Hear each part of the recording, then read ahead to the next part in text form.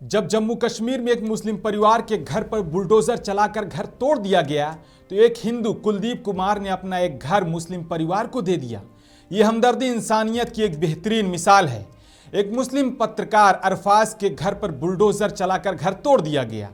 घर, यादें, बचपन सब कुछ मलबे में बदल गया। लेकिन तभी उनके पड़ोसी कुलदीप कुमार और उनकी बेटी तान्या मदद के लिए आगे आए।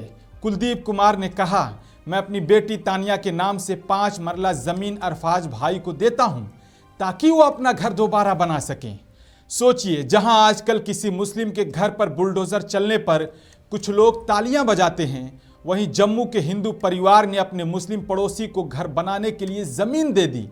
ये सिर्फ मदद नहीं, ये एक संदेश है कि नफरत फैलाने वाली ताकतें सदियों पुराने भाईचारे को तोड़ नहीं सकती हैं।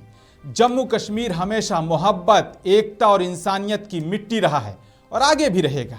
ये वीडियो वायरल हो रहा है क्योंकि इंसानियत की ये मिसाल दिलों को जोड़ती है।